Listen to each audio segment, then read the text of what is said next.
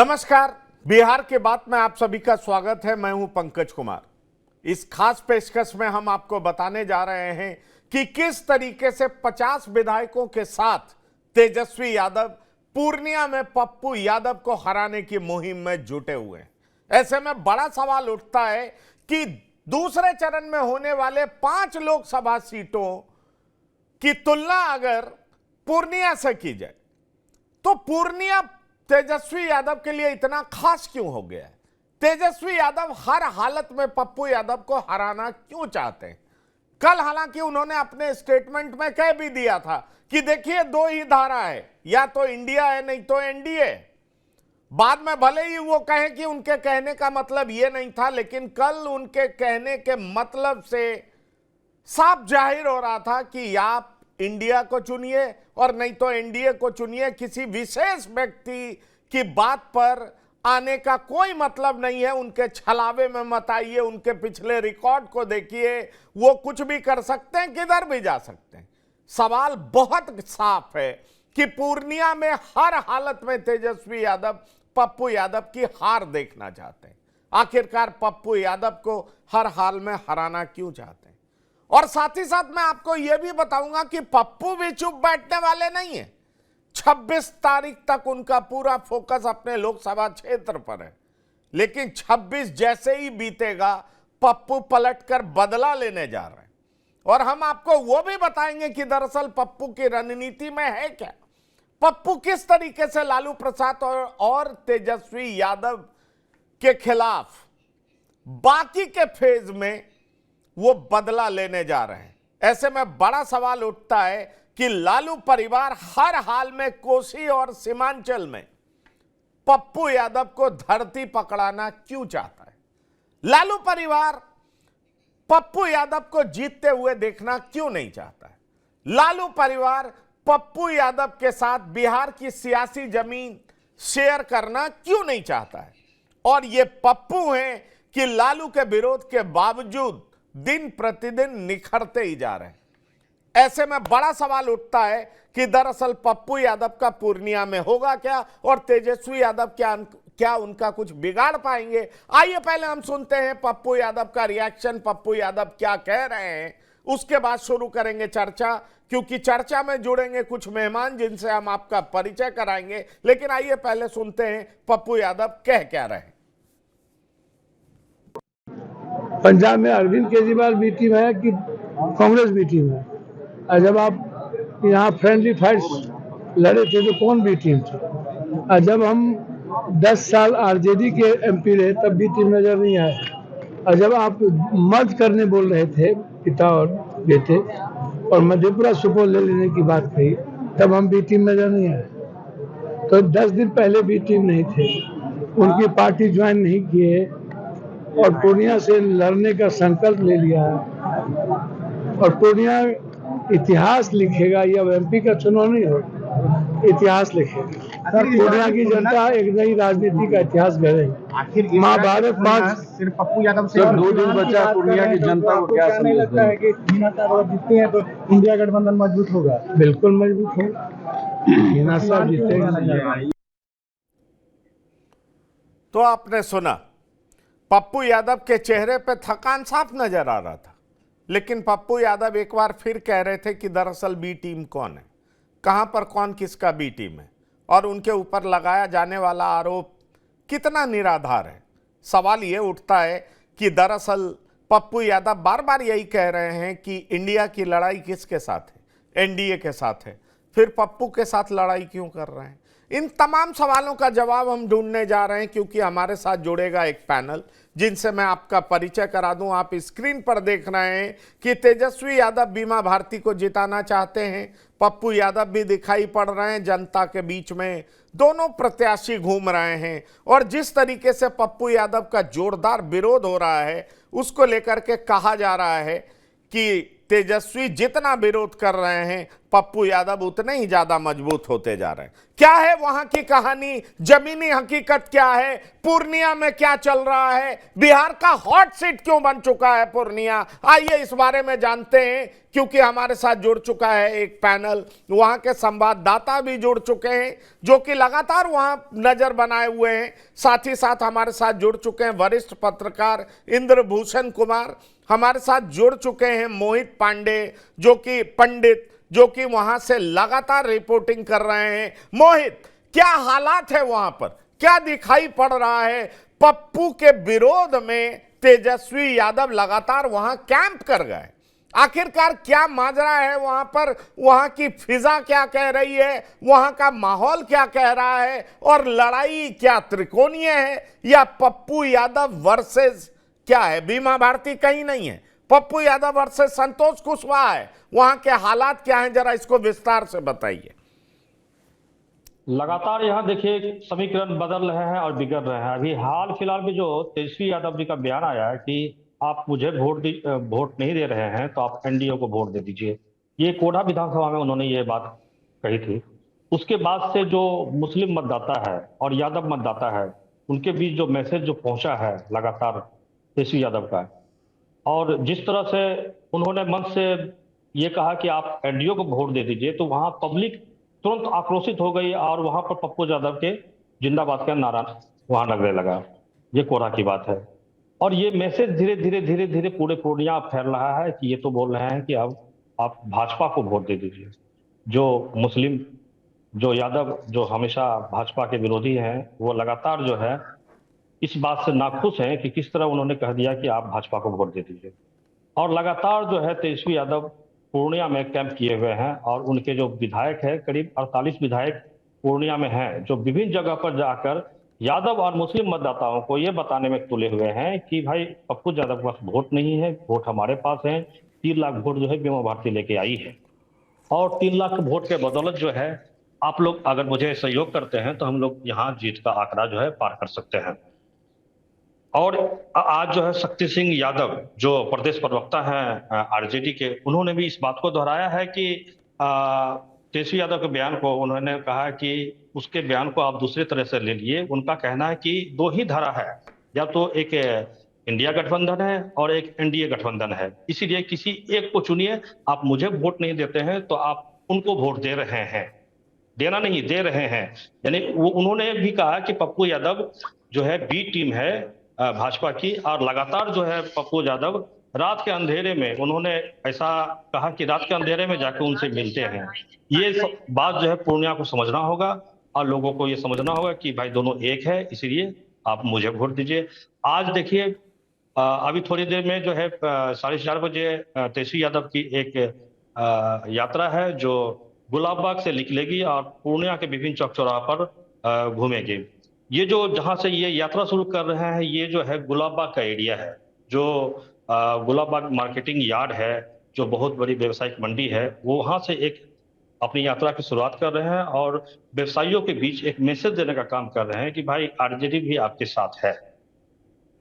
नहीं, आरजेडी आपके साथ है वो बात ठीक है, लेकिन बड़ा सवाल मोहित ये उठता है कि दूसरे चरण में आप देख लीजिए, भागलपुर में भी चुनाव है, पूर्णिया में भी चुनाव है, कटिहार में भी चुनाव है, और आप अगर कहें तो किशनगंज में भी चुनाव है। ऐसे में सवाल उठता है इंद्रभूषण जी, जिस तरीके से मे फेयर होटल में जाकर के तेजस्वी यादव कैंप कर गए हैं, वहां पर रोड शो कर रहे हैं, वहां पर रोज सभाएं कर रहे हैं, अलग अलग विधानसभा में घूम रहे हैं, ऐसा लग रहा है कि एक उपचुनाव हो रहा है जो कि एक ही लोकसभा सीट पर हो रहा है।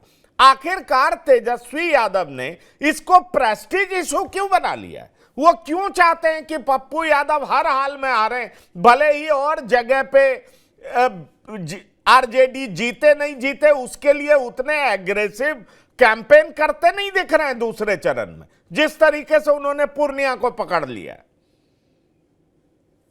देखिए, आप यही अंतर है उनके पिताजी लालू यादव जी में और तेजस्वी जी। लालू यादव कंप्लीट पॉलिटिकल आदमी थे। 14 का चुनाव आप याद कीजिए, तब भी वो पप्पू यादव के खिलाफ थे, और एकदम अंतिम समय में अपना लास्ट कैंडिडेट पप्पू यादव को हॉट मौर्या में बुलाकर उन्होंने चुना था। पप्पू यादव क्षेत्र का समीकरण समझते थे, क्षेत्र के लोगों की समझ थी, और उनको पता था कि वहां कोसी में पप्पू यादव के बीच लोकप्रिय है। तो वो पप्पू यादव को जोड़ के अपनी सीट बढ़ाते थे। तेजस्वी को उनसे व्यक्तिगत जैसे लगता है कि झगड़ा है। जब जब तेजस्वी और तेजप्रताप जी छोटे थे तो पप्पू यादव कहा करते थे कि लालू यादव के हम ही अगले उत्तराधिकारी, हम ही लालू यादव जी के बाद पार्टी में। तो यही बात आपको याद होगा, साधु और सुभाष जी भी समझते थे। तो उस जब ये दोनों भाई बड़े हुए और बहन लोग का अपनी समझ हुई तो सबसे पहले दोनों मामाओं को बाहर निकाला गया। अब ये लोग चाहते हैं किसी सूरत में तेजस्वी यादव के अलावा बिहार में कोई दूसरा यादव नेता, एक जिले में भी पकड़ वाला नेता पैदा नहीं। ये उनकी समझ है। इसी समझ के हिसाब से वो चाहते हैं कि कोसी में चूंकि पप्पू यादव की पकड़ है और पप्पू जीतेंगे तो फिर मेरे खिलाफ लगातार बोलते रहेंगे, वहां के यादवों को समझाते रहेंगे। तो किसी सूरत में पप्पू यादव को नहीं जीतने देना, चाहे उसके लिए मुझे एक सीट कुर्बानी क्यों न देना पड़े, एनडीए ही क्यों ना जीत जाए। तो ये जो व्यक्तिगत जो लड़ाई है ना, उसको उन्होंने राजनीतिक लड़ाई में तब्दील कर दिया है। और यही कारण है कि वो वहां कैंप कर गए। जैसे लग रहा है कि उनको 40 सीट की ताकत वहीं लगा रहे हैं। बस यही कारण है, और कोई कारण नहीं। नहीं, 40 सीट की ताकत वहां लगाने का मतलब डॉक्टर संजय आप क्या देख रहे हैं? सवाल यह उठता है कि पप्पू यादव भी यादव बिरादरी से आते हैं। एक तो आपने कांग्रेस से टिकट भी लेने नहीं दिया। अगर आप उनको जीतने भी नहीं देंगे और इस तरीके से विरोध करेंगे तो मुझे लगता है यादव और मुस्लिम जो इनके आधार वोट बैंक है उनके बीच तो यह मैसेज जाएगा कि आखिरकार तेजस्वी यादव वाकई किसी यादव को पनपने देना नहीं चाहते हैं। तेजस्वी यादव क्या वाकई एनडीए के खिलाफ नहीं बल्कि वैसे उम्मीदवार के खिलाफ लड़ रहे हैं जो कि एनडीए के खिलाफ लड़ाई लड़ रहा है, जो कि राहुल गांधी को प्रधानमंत्री बनाना चाह रहा है? आपको नहीं लगता कि तेजस्वी यादव इस तरह का कड़ा विरोध करके अपना नुकसान स्वयं कर रहे हैं और पप्पू यादव दिन प्रतिदिन मजबूत होते जा रहे हैं? नहीं, बिल्कुल आपने ठीक कहा। और कल मैंने चर्चा इसकी कर दी थी, डिबेट में ही मैंने बीच में जाकर के इसकी चर्चा कर दी थी कि देखिए तेजस्वी यादव ने मंच से एक बार नहीं 2-3 बार इस बात को दोहराई है। वो 42 विधायक और 6 एमएलसी 48 लोगों के साथ वहां कैंप किए हुए। और ये घटना को मैं थोड़ा बैकग्राउंड में बता दूं कि 99 में भी पप्पू यादव निर्दलीय चुनाव लड़ रहे थे और लालू यादव भी 5 दिन तक कैंप किए थे पूर्णिया, खास करके पप्पू यादव को हराने के लिए, और पप्पू यादव चुनाव हार गए थे। तो ये तो लालू प्रसाद यादव का भी ये ट्रेंड रहा है। अब इस बार उसकी पुनरावृत्ति कर रहे हैं या दोहरा रहे हैं तेजस्वी यादव। तो पप्पू यादव वहां समीकरण को समझते हैं। और जनक राम जो कल तक मंत्री थे, जनक राम का बयान आ गया है और जनक राम ने भाजपा के हैं कहे कि देखिए उन्होंने तो अपनी हार तो मान ली, कम से कम पप्पू यादव जीतेंगे या ना जीतेंगे, लेकिन आरजेडी तो अपनी हार मान ली है। तो जिस तरह से पप्पू यादव को ये टारगेट कर रहे हैं, होता क्या है कि कभी कभी वो न्यूटन का 3rd नियम लागू हो जाता है कि आप जितना उस पर एक्शन करेंगे, रिएक्शन में चीजें उसके बराबर हो जाती है। तो पप्पू यादव को जितना ये टारगेट कर रहे हैं, मुसलमान और यादवों में एक उस व्यक्ति के प्रति एक गोलबंदी बनते जा रही है। और दूसरी चीज है कि पप्पू यादव ने तो लोगों को बताना शुरू किया कि बताइए कैसे हम बी टीम है भाजपा के, हम बी टीम है, या जो मंच से बोल रहे हैं तेजस्वी जी वो भाजपा को फायदा पहुंचा रहे हैं, वो बी टीम है। अब ये आपको समझने की जरूरत है। तो पप्पू यादव तो जिस तरह से लोगों के बीच में है, खड़े हैं, अड़े हैं, मजबूती के साथ लड़ रहे हैं। तो पप्पू यादव ने पूर्णिया में कई बार जो चौंकाने वाले परिणाम दिए हैं। एक तो कि ठीक आपने कहा कि जब वो कांग्रेस में अपनी पार्टी का विलय कराने जा रहे थे, उसके पहले तेजस्वी और लालू प्रसाद से उनकी मुलाकात हुई। ये विजुअल सब लोगों ने देखा कि कैसे तेजस्वी यादव अपने आवास पर उनको सी ऑफ कर रहे हैं। वो सोनिया गांधी, राहुल गांधी और प्रियंका गांधी के कहने पर अपनी पूरी पार्टी का विलय कराया। और जब उन्होंने कहा कि मुझे कहा गया है कि जाकर के पूर्णिया लड़िए, तो बीमा भारती को कैंडिडेट बना दिया गया। तो ये चीजें तो कहीं ना कहीं से प्रभावित तो कर रहा है। अब पप्पू यादव को चाहे तेजस्वी यादव 48 लोगों के साथ घूमे, शक्ति यादव उसका एनालिसिस अलग तरीके से करे, वो अलग बात है, लेकिन तेजस्वी यादव का जो कल मंच का भाषण है, अगर वो विजुअल आपके पास है तो आप उसको दिखा सकते हैं अपने व्यूअर को, कि वो साफ साफ कहते हैं कि या तो इंडिया नहीं तो एनडीए, या तो इंडिया नहीं तो एनडीए। और उन्होंने एक बार नहीं 2-3 बार इसको रिपीट किया। तो क्या तेजस्वी यादव कोई भूलवश ऐसी बात कर रहे थे? मुझे नहीं लगता है कि ऐसी कोई भूलवश वो बात कर रहे थे। बिल्कुल वो सामान्य तरीके से कह रहे थे कि अगर बीमा भारती कहीं से भी परिणाम में पिछड़ती है तो आप अपने वोट को बर्बाद मत कीजिए, जिसको आपने एक्सप्लेन भी किया था। मैंने जब बीच में थोड़ा डाला था कि देखिए इस तरह का बयान अभी आ गया है, तो आपने कहा कि हाँ, इनका तेजस्वी यादव का मतलब होगा कि ठीक है, पप्पू यादव को कहीं से नहीं रखना है। तो कल कोढ़ा की सभा में जिस तरह से वो बोल गए और कई बार बोले, और जिस तरह से विधायकों को लेकर के कैंप कर रहे हैं, आपने बिल्कुल, फिर मैं उस बात को दोहरा देता हूं कि आपने कहा कि क्या पूर्णिया ही एक लोकसभा की सीट है जहां बिल्कुल। आरजेडी और किसी भी मैं चाहूंगा अपने पीसीआर टीम से, मैत्री से मैं बोलूंगा कि एक बार वो तेजस्वी यादव की बाइट अगर वो दिखा सके, प्ले कर सके, क्योंकि हमने कल अपने वीडियोस में दिखाया है, मैंने खुद उस पर एक अलग वीडियो किया था, लेकिन मैं चाहूंगा कि अपने दर्शकों को इस शो में भी वो वीडियो दिखाया जाए कि आखिरकार तेजस्वी यादव कह क्या रहे हैं। मोहित, आप पूर्णिया में हैं, आप लगातार नजर बनाए हुए हैं। दरअसल आरजेडी की रणनीति क्या है? आरजेडी सोच क्या रही है? लड़ाई क्या आपको त्रिकोणीय होता दिख रहा है, या आपको यह दिख रहा है कि अगर आरजेडी इसी तरीके से पप्पू यादव का विरोध करती है तो संतोष कुशवाहा ना फायदा उठा ले जाएं? क्योंकि मीडिया में देखिए चर्चा केवल पप्पू यादव की हो रही है। मीडिया में चर्चा ये हो रही है कि तेजस्वी यादव किस तरीके से पप्पू यादव का विरोध कर रहे हैं, लेकिन आम वोटर्स क्या सोच रहे हैं? और सवाल ये उठ रहा है कि आखिरकार बीमा भारती की स्थिति क्या है? बीमा भारती का जो आधार वोट बैंक हो सकता है आरजेडी का, मुस्लिम और यादव, उनका रुझान किधर है, या आम लोगों का रुझान किधर है? आप क्या महसूस करते हैं कि जब से तेजस्वी यादव पूर्णिया में कैंप करके पप्पू यादव को हराने में जुट गए हैं, तब से आम लोगों की सोच में कोई परिवर्तन हुआ है? पप्पू यादव के प्रति सिंपैथी बढ़ी है, या तेजस्वी यादव सफल होते दिखाई पड़ रहे हैं और यह मामला पूरा त्रिकोणीय होता जा रहा है? क्या दिखाई पड़ रहा है आपको? के इस बयान के बाद तेजस्वी यादव दो तरफा घिर गए हैं। अभी लगातार मुख्यमंत्री नीतीश कुमार जो अभी धमदाहा में सभा की है, अभी जस्ट थोड़ा देर पहले जो है रुपौली में उनकी सभा थी, वो लगातार जो है परिवार पर सवाल उठा रहे हैं, परिवारवाद पे, और लगातार लालू और तेजस्वी पे हमला कर रहे हैं कि हमने बहुत कुछ किया, इन लोगों ने कुछ नहीं किया। एक तो नीतीश कुमार हमला कर रहे हैं, दूसरी तरफ पप्पू यादव के जो वोटर हैं वो लगातार जो है तेजस्वी यादव पर टारगेट कर रहे हैं। सोशल मीडिया पर जो है वो लगातार बयानबाजी कर रहे हैं। इससे नुकसान कहीं ना कहीं जो है तेजस्वी यादव को होता हुआ दिख रहा है। जो वोट बैंक उनको जो मुस्लिम और यादव वोट बैंक है, उनको रिझा पाने में वो कहीं ना कहीं कामयाब अभी नहीं हो पा रहे हैं, और जितना वो विरोध कर रहे हैं पप्पू यादव का, पप्पू यादव उतना यहाँ से मजबूत होते जा रहे हैं। नहीं, पप्पू मजबूत होते जा रहे हैं, पर अभी स्थिति बीमा भारती की क्या है?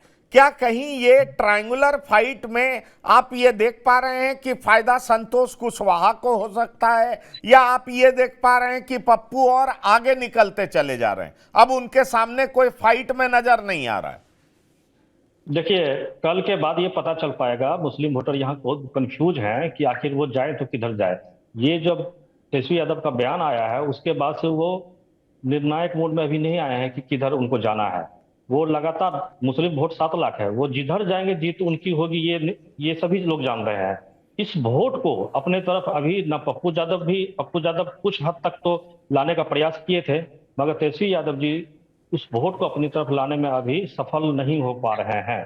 कल के बाद अभी मंत्री लोग आए हैं, बहुत सारे लोग जगह जगह मुस्लिम बस्ती में, यादव बस्ती में घूम रहे हैं और लोगों को ये समझाने का प्रयास कर रहे हैं कि पप्पू यादव बी टीम है भाजपा का।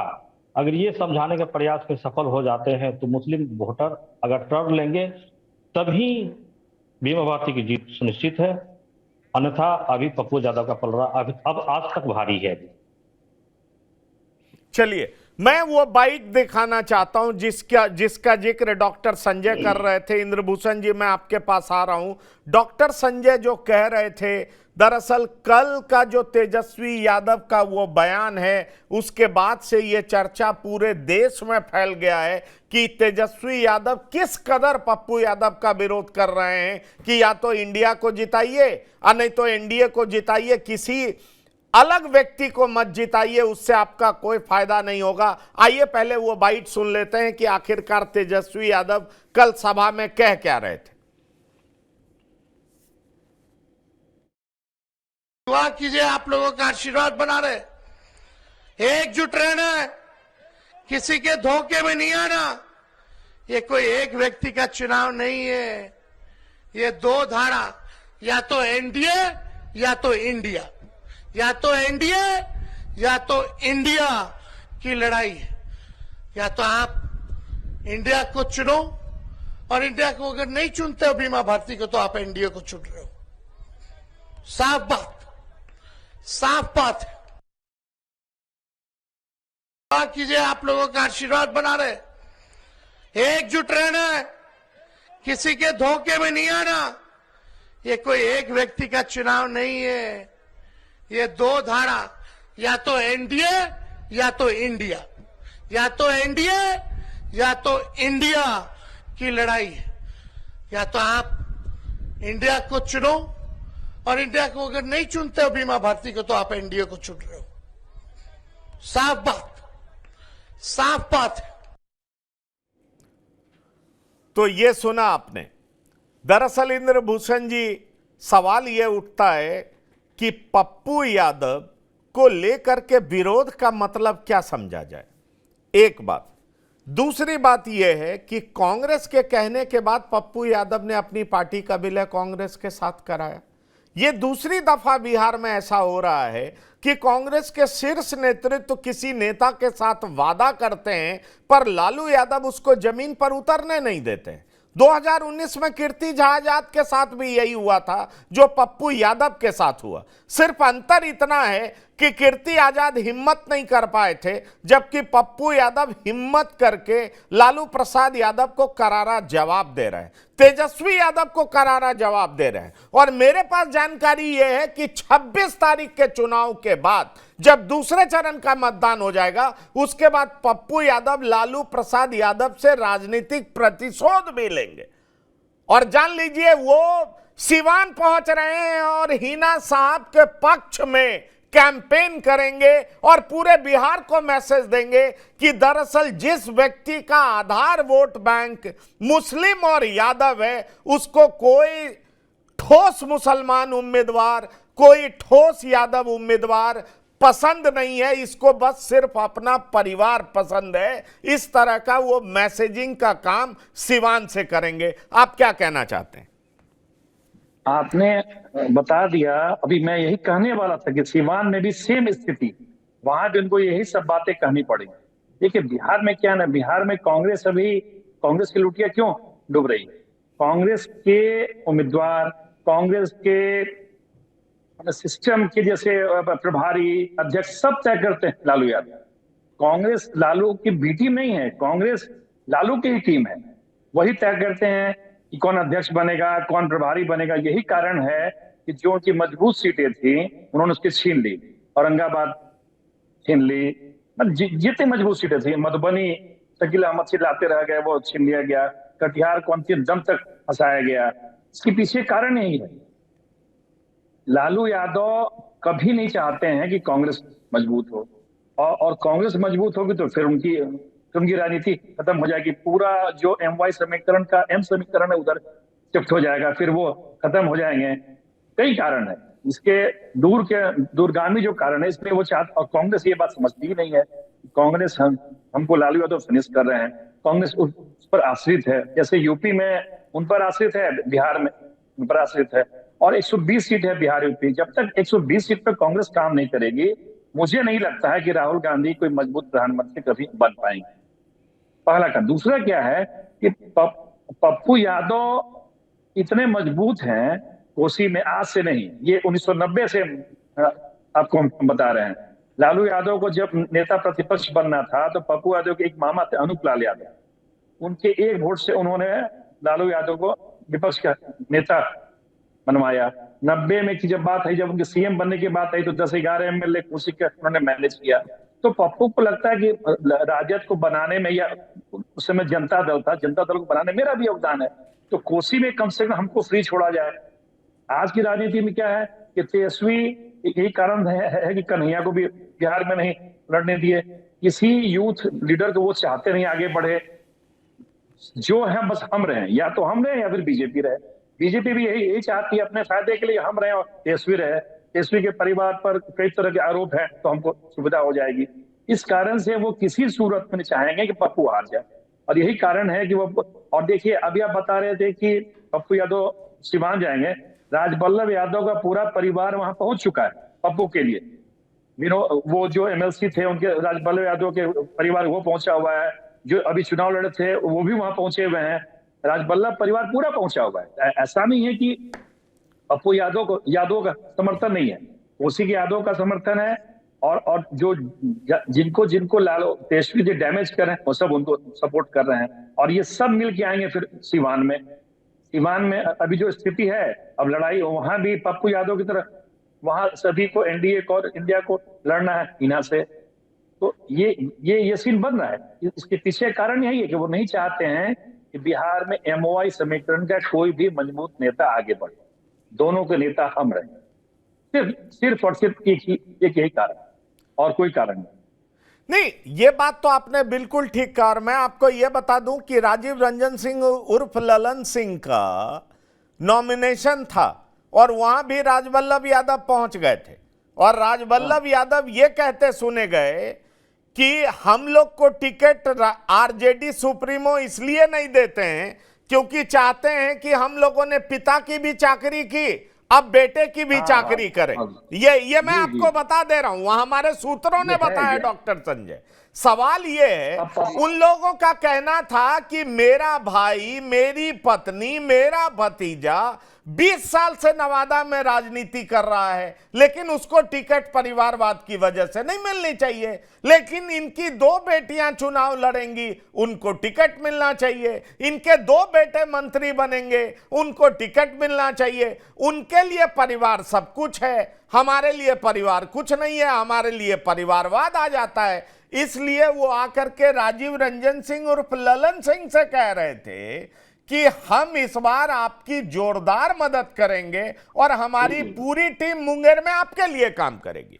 मैं आपको बता दूं, सूरजगढ़ा से एक और विधायक हैं प्रहलाद यादव, वो भी यही कह रहे थे। लंबे समय से आरजेडी के विधायक हैं, आरजेडी के इस बार उन्होंने विश्वास मत के दौरान एनडीए को वोट कर दिया था।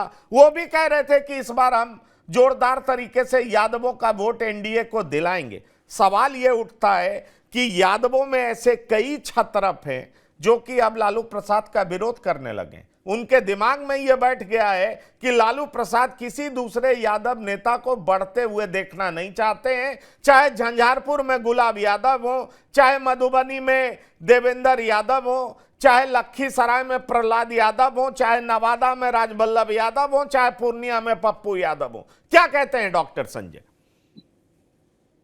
नहीं, बिल्कुल मैं सहमत हूं आपसे। और प्रहलाद यादव ने तो उसी समय विश्वास मत के समय ही जिस तरह से वो पाला बदला था और वो जाकर के उधर बैठ गए थे सिटिंग सीट के पास, तो लगा था कि अरे ये क्या हुआ, प्रहलाद यादव जैसे लोग कैसे इधर आ गए, पाला कैसे बदल लिया। बिल्कुल आप सही कह रहे हैं कि जो थोड़ा जो रीढ़ वाले यादव हैं वो अब उस ये को रखने के लिए तैयार नहीं है, अब उस सर्किल से वो बाहर निकलना चाहते हैं कि लालू यादव कोई फतवा जारी करेंगे और हम उसको मान लेंगे, ऐसी बात नहीं है।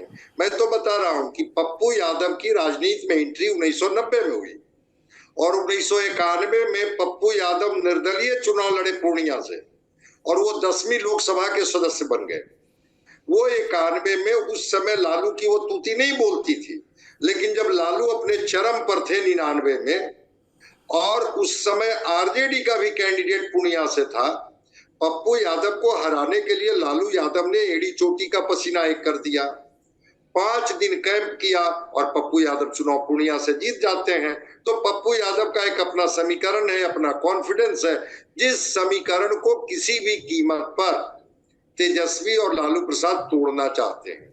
सीमांचल नहीं, बिहार में पप्पू यादव की एक स्वीकारिता है, वो चाहे बाढ़ की विभीषिका हो, चाहे कोरोना का काल हो, चाहे वो कहीं किसी के घर में कोई घटना घट गई हो, पप्पू यादव की उपस्थिति राजद को डरा जरूर रहा है कि यह व्यक्ति सामाजिक सरोकार से जुड़ गया है, कहीं इसका घाटा आरजेडी को न हो जाए। चूंकि वो पप्पू यादव हमेशा अपने भाषणों में, अपनी बातों में जात और धर्म को किनारे रख कर वो आदमी बात करता है, ये बात लोगों को अपील करती है। और इसी वजह से ये आरजेडी नहीं चाहती है कि कोई एक यादव नेता उभरे जो कहीं ना कहीं से पैरेलल हो। आपने कन्हैया कुमार का जिक्र कर लिया, भाई निखिल कुमार, कन्हैया जैसे लोगों को रोक दी गई कि नहीं, ये सब लोग मुखर लोग हैं, कांग्रेस के स्थापित चेहरा हैं, और जब बिहार में आएंगे तो फिर कांग्रेस की जमीन मजबूत होगी, फिर तेजस्वी के नेतृत्व पर संकट खड़ा हो जाएगा। और राजवल्लभ यादव, प्रहलाद यादव, पप्पू यादव, जिनके की आप चर्चा कर रहे हैं, ये वैसे लोग हैं जो मुखर होकर के, नित्यानंद राय को तो ये झेल ही नहीं पा रहे हैं जो बीजेपी में है और इनको चुनौती दे रहे हैं। लग रहा है कि अगर ये सारे लोग भी अगर एकजुट हो गए और ये माई समीकरण मेरा धरा का धरा रह गया और परिणाम अगर इन लोगों के हिस्से में जाते रहा, जो परिणाम पहले पप्पू यादव दे चुके हैं कि अगर यादवों ने भी अगर मतदान कर दिया पप्पू यादव के पक्ष में और मुस्लिम मतदाताओं ने भी अगर कंसोलिडेट हो गए और पप्पू यादव के पक्ष में मतदान हुए, क्योंकि मुस्लिम मतदाताओं में भी 2 सीट जो आरजेडी ने दी है, इसको लेकर के नाराजगी है।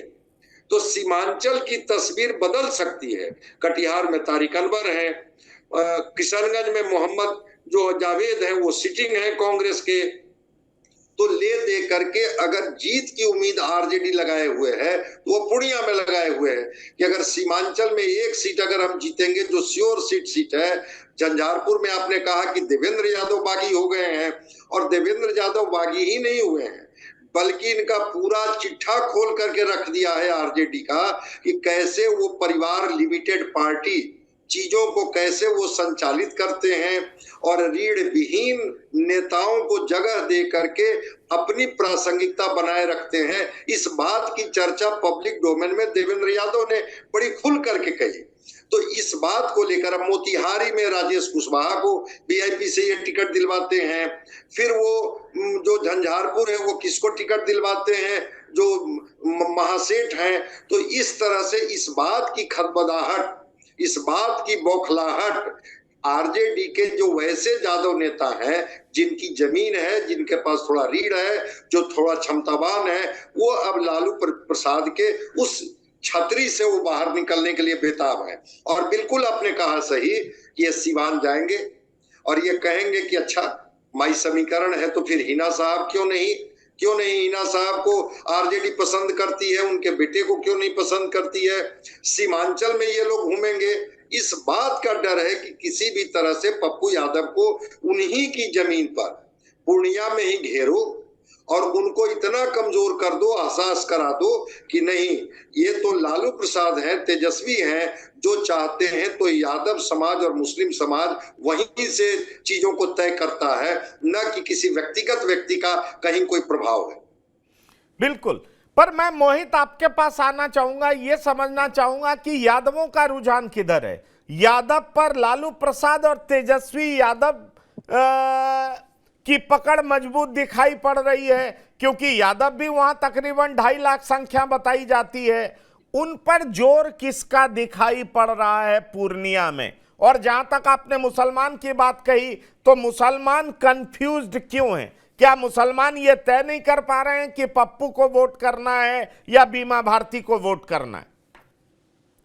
देखिए, आज 23 तारीख है, आज 26 को चुनाव है। लगातार जो है तेजस्वी यादव बीमा भारती को साथ में लेकर घूम रहे हैं। कल वे रोहटा गए थे, अमोर गए थे। रोहटा और अमोर जो है वो लोकसभा किशनगंज है, वहां जाने का कोई मतलब नहीं था, मगर वो साथ में लेकर घूम रहे हैं, ये दिखाने की कोशिश कर रहे हैं कि हमारी कैंडिडेट जो है युवा भारती है। आज तक ये लोगों को बता नहीं पाए हैं या समझा नहीं पाए हैं, इसलिए ये साथ में लेकर चल रहे हैं कि युवा भारती हमारी कैंडिडेट है। और जहां तक बात रहा कांग्रेस का, तो धीरे धीरे कांग्रेस का जहां भी यहाँ पर रैली हो रही है, वहां कांग्रेस के कार्यकर्ता नजर नहीं आ रहे हैं। आज जो राजद के प्रदेश प्रवक्ता है शक्ति यादव जी, उन्होंने साफ साफ कह दिया जो भी भीतर घात करेगा वो बख्शे नहीं जाएंगे। तो कुल मिलाकर जो है भीतर घात का जो खतरा है वो इन लोगों को डर सता रहा है। और धीरे धीरे मगर जितना पप्पू यादव पर ये लोग आक्रमण कर रहे हैं, पप्पू यादव उतना मजबूत होते जा रहे हैं। बाम सेफ जो संगठन है, बाम सेफ भारत मुक्ति मोर्चा, वो लोग पप्पू यादव के पक्ष में घूम के आप प्रचार करने लगे हैं, प्रेस कॉन्फ्रेंस करने लगे हैं कि भाई हम पप्पू यादव के साथ में हैं।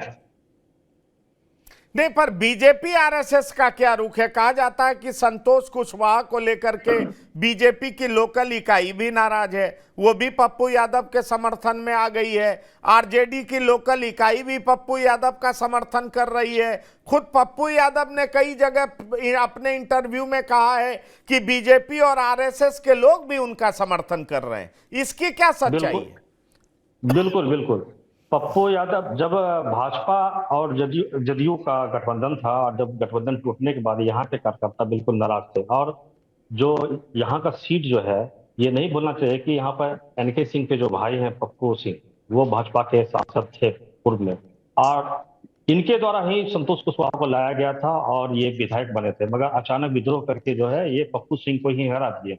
उसके बाद से बीजेपी का खेमा जो है बिल्कुल नाराज है। बीजेपी का आंदोलनी एक तरह से ये समझिए कि वो लोग चाहते हैं कि संतोष कुशवाहा नहीं जीते, ताकि आगे चल के बीजेपी का यहाँ पे सीट हो। तो भीतर घात का खतरा उनको भी है। आज लगातार जो है यहाँ पर डिप्टी सीएम कैंप कर रहे हैं, जो विधानसभा के दोनों डिप्टी सीएम चिराग पासवान हैं, मांझी जी हैं, लगातार वो क्षेत्र में घूम रहे हैं और संतोष कुशवाहा के प्रति जो है वोट बैंक बनाने की कोशिश कर रहे हैं। मगर जो यादव वोट है, यादव वोट पिछले बार जो हम लोगों ने जो आकलन किया था, यादव वोट जो है वो बीजेपी के पास चला गया था 20% के आसपास। जो पढ़े लिखे वर्ग है उन्होंने बीजेपी को वोट दे दिया था। मगर इस बार जो है बिल्कुल अलग है, और ये लोग जो है अभी भी पप्पू यादव के पक्ष में है और अभी टूटने का नाम नहीं। जितना भाषण दे रहे हैं तेजस्वी यादव, उतना पप्पू यादव अभी मजबूत हो रहे हैं। और आरजेडी का खेमा बिल्कुल जो है अभी बीमा भारती के पक्ष में तो है, मगर यादव जो है अभी पप्पू यादव के पक्ष में नजर आ रहे हैं। लगातार जो इनके मन में जो गुस्सा है, वो गुस्सा को ये लोग समाप्त नहीं कर पाए हैं।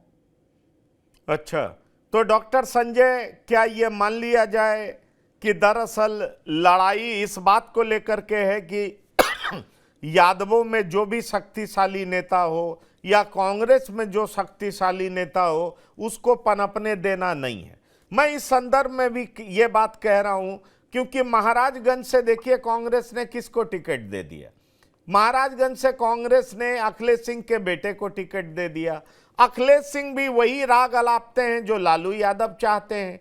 अखिलेश सिंह भी पप्पू यादव के पक्षधर तो थे नहीं, अखिलेश सिंह भी कन्हैया के पक्षधर तो थे नहीं। ऐसे में सवाल उठता है कि जो भी जनाधार वाला नेता है उसके पक्षधर लालू प्रसाद नहीं है। लालू प्रसाद अपने बेटे की राह में उनको कांटे की तरह देखते हैं, इसीलिए कन्हैया के साथ बिहार की राजनीतिक जमीन जो है शेयर नहीं की गई, इसीलिए पप्पू यादव को कांग्रेस के टिकट पे लड़ने नहीं दिया गया। शकील अहमद खां को अपनी राजनीतिक जमीन खोजने के लिए खासा मशक्कत करनी पड़ी। और ऐसे कई सारे नेता हैं जो कि मजबूती से उभर रहे हैं, यादव समाज में भी हैं, उनको लालू प्रसाद किनारा करने में लगे हुए हैं। देखिए, दो उदाहरण मैं देना चाहता हूं।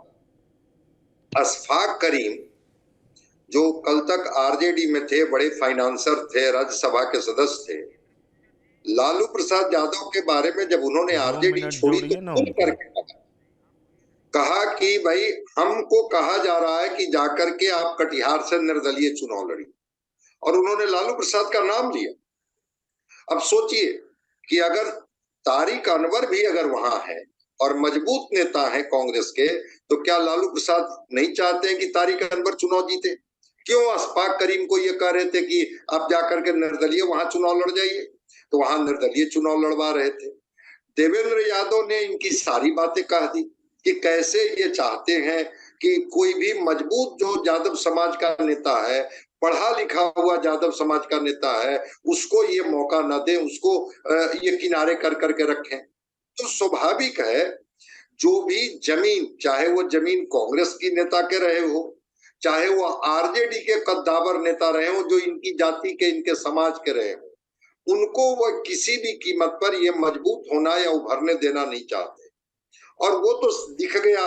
राजबल्लभ यादव के बारे में कहा जा रहा था कि नवादा में राजबल्लभ यादव को रिप्लेस करके, राजबल्लभ यादव को के परिवार को हटा करके शायद कोई ऐसा निर्णय नहीं लिया जाएगा।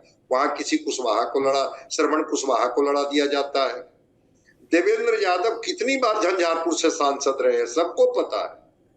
अगर वीआईपी को ये सीट वो दे दी गई स्ट्रेटजी के तहत, रणनीति के तहत, ताकि हमारे ऊपर अटैक नहीं हो, तो क्या लगता है कि वीआईपी अपने मन से सीट बांट रही है, मोतिहारी की सीट और झंझारपुर की सीट, या लालू प्रसाद के कहने पर वो सीटें दी गई?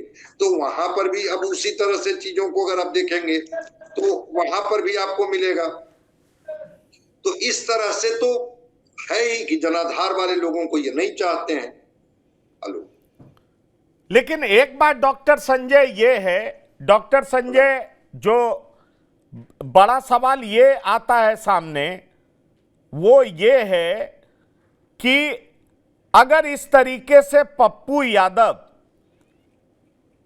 भीना साहब के साथ मिल करके और फिर से कैंपेन करते हैं सिवान में, तो आपको नहीं लगता कि बिहार में मुसलमानों के बीच में भी ये मैसेज जाएगा कि दरअसल लालू प्रसाद यादव मुस्लिम्स के हिमायती नहीं है?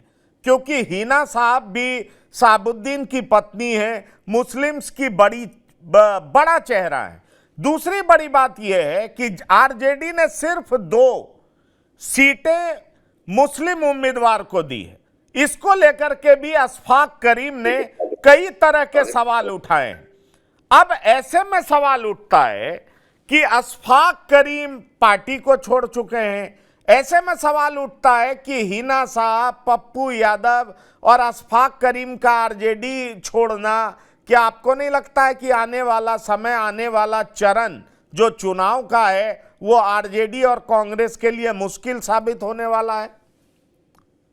नहीं, बिल्कुल बिल्कुल बिल्कुल आपने सही कहा कि मुश्किल होने वाला, इसलिए कि चूंकि ये बात इन्हीं के लोग खोल रहे हैं, अशफाक करीम ही बता रहे हैं कि कैसे कांग्रेस के तारिक अनवर को कहा गया कि आप निर्दलीय लड़िए और उनको चुनौती दीजिए, कैसे पप्पू यादव को कांग्रेस एश्योर करती है, लालू यादव एश्योर करते हैं और उनके खिलाफ 48 लोगों को लगा दिया जाता है, कैसे राजबल्लभ यादव के नवादा में भी 2 विधायक एमएलए और 1 एमएलसी जो राजबल्लभ यादव के परिवार हैं, उन्होंने तेजस्वी यादव के साथ मंच शेयर नहीं किया। तो ये बात तो साफ ही है कि बहुत, ये लोकतंत्र है ना, ये राजतंत्र नहीं है कि राजा का आदेश जारी हो गया और सारी प्रजा जो है बस उनके आदेश के तहत है। तो लालू प्रसाद अगर ये इस 21वीं सदी में 2024 में परिवार तंत्र अगर चलाना चाहेंगे और वहीं से डिक्टेट करना चाहेंगे, तो यादव समाज भी अब पढ़ा लिखा हुआ है, यादव समाज भी अब कॉन्शियस है, यादव समाज भी अपने नेतृत्व और अपने नेतृत्व की क्षमता को समझता है। जो आज के यादव युवा से बात कीजिए, वो बड़ा ही एनालिटिकल तरीके से चीजों को बात करता है। बिल्कुल आप इशारा सही कर रहे हैं कि अगर जिस तरह से कांग्रेस और आरजेडी को आपस में लालू प्रसाद उलझाए हुए रखना चाहते हैं और ये उम्मीदवार अपने तरीके से ताल ठोक रहे हैं, हो सकता है कि इसका परिणाम भुगतना पड़े। अब जब इसके बाद क्या हो सकता है, जब मंच से तेजस्वी बोल रहे हैं और जनक राम और ऋतुराज सिन्हा उसमें रुचि ले रहे हैं कि अब तो इन्होंने अपनी हार पहले ही मान ली कि ठीक है, अगर इंडिया को नहीं तो एनडीए को। अब ये कौन सी बात हुई? तो इंडिया में कांग्रेस भी है, इंडिया में इनके आरजेडी भी है, तो अगर आरजेडी और कांग्रेस को नहीं तो एनडीए को वोट दे देनी है। और इसी बात को आज पप्पू यादव ने तो कहा है कि आप बताइए कि हम बी टीम है कि ये बी टीम है। हमने तो कभी नहीं कहा कि आप एनडीए को जिताइए, लेकिन ये तो बार बार कह रहे हैं कि आप एनडीए को जिताइए। उस स्थिति में हमारी क्या भूमिका है? तो वहां पर तो थोड़ा सोचने और समझने वाली बात है कि सीमांचल में कमजोर दिख रही है कांग्रेस भी और आरजेडी भी। मोहित, मैं आपके पास आना चाहूंगा। अगर हम ये देखें, जातियों की संख्या देखें तो मुस्लिम 7 लाख हैं, यादव 1.5 लाख हैं, और अगर हम बाकी जातियों को देखें तो अति पिछड़ा 2 लाख है, दलित आदिवासी 4 लाख है, ब्राह्मण 1.5 लाख है, राजपूत 1.5 लाख है। अगर हम यादव और मुस्लिम्स को छोड़ करके बाकी जातियों की बात करें तो उनका रुख किधर है, उनका रुझान किधर है? क्या पप्पू यादव के खिलाफ उनका पुराना रिकॉर्ड किसी तरीके से बाधक बनता है क्या? क्योंकि उन पर आरोप तो अजीत सरकार के हत्याकांड का भी लगा था, उन पर आरोप वहां जब आतंक का समय था, जब बाहुबल का समय था, पप्पू यादव की छवि बाहुबली की भी रही है। ऐसे में बड़ा सवाल उठता है कि क्या वैश्य समाज, बिजनेस क्लास, वो तमाम लोग जो कि पूर्णिया को दूसरे कैपिटल के तौर पर देखते हैं बिहार का, क्या वो पप्पू यादव के पक्ष में है? खास तौर पर मैं अति पिछड़े की बात कर रहा हूं, दलित आदिवासी की बात कर रहा हूं, ब्राह्मण की बात कर रहा हूं, राजपूत की बात कर रहा हूं, उनका रुझान किधर है? देखिए, पूर्णिया में जो है, जो वैश्य समाज है, वो भी तबका बहुत ज्यादा है पूर्णिया में। तो वैश्य समाज परंपरागत वोट जो है बीजेपी का माना जाता है, मगर पप्पू यादव के खड़ा होने से पहले जैसे इन पे इल्जाम लगता रहा था, कई लोग इल्जाम लगा रहे थे कि 90 के दशक में बहुत सारे जो बिजनेसमैन हैं पूर्णिया से चले गए, मगर पप्पू यादव एक रॉबिन हुड की छवि के साथ उभरे हैं, और जो कोरोना काल में उन्होंने लोगों की सहायता की है, और जहां जहां पूरे बिहार में घूम घूम कर जिनके भी परिस्थिति में मदद किए हैं, उनसे इनकी छवि बदली है। आज के डेट में जो वैश्य समाज का वोट है वो तो बीजेपी को जा रहा है, मगर कुछ प्रतिशत, लगभग 25% के आसपास जो है वो पप्पू यादव को भी जा रहा है। पप्पू यादव के पास भी वोट बैंक जो है उनके साथ जो रैली में देखेंगे, उनके साथ ज्यादातर जो है। नहीं, ये आप जल्दी से बताइए, दलित आदिवासी ब्राह्मण और राजपूत का रुख किधर है? जी, और इसमें ब्राह्मण समाज की जहां तक बात है, ब्राह्मण समाज पूरी तरह से अभी पप्पू यादव के पक्ष में है, मगर वो देखने वाली बात है कि लास्ट मोमेंट में वो क्या करेंगे। दलित समाज जहां तक बात है वो इसमें पासवान है, यहाँ पर ज्यादातर जो है आदिवासी समाज है, वो आदिवासी समाज ये सब अभी पप्पू यादव के साथ में है। अच्छा, और राजपूत? राजपूत वोटर जो है, राजपूत वोटर को जो पप्पू सिंह जो कहते हैं यहाँ पर पूर्णिया में, वो उनके तरफ जाता है, मगर इस बार पप्पू सिंह ने कह दिया है कि भाई हम किसी की तरफ नहीं है, आपकी जहां मर्जी है वहां आप वोट दें, मगर जहां कहीं ना कहीं तो कुल मिलाकर के ये कहा जा सकता है कि तेजस्वी यादव के बयान ने पप्पू यादव की जीत सुनिश्चित कर दी है। ये मान लिया जाए क्या डॉक्टर संजय, मान लिया जाए जीत उनकी सुनिश्चित हो गई है? और जिस तरीके से विरोध लगातार तेजस्वी यादव जता रहे हैं, वो उनका नुकसान नहीं बल्कि उनकी जीत ही सुनिश्चित कर रहे हैं। और कहा यह जा रहा है कि 26 के बाद पप्पू यादव तेजस्वी यादव और लालू प्रसाद के खिलाफ खुल करके बोलेंगे और हिना साहब के पक्ष में सिवान में प्रचार भी करेंगे। चलिए, बिहार की बात में इतना ही, समय की सीमा को हम लोग पार कर चुके हैं। मोहित आपका, इंद्रभूषण जी आपका और डॉक्टर संजय कुमार आपका बिहार की बात में शिरकत करने के लिए बहुत बहुत धन्यवाद, शुक्रिया। तो बिहार की बात में इतना ही। ताजा तरीन खबरों के लिए आप लगातार देखते रहिए TV9। धन्यवाद, नमस्कार।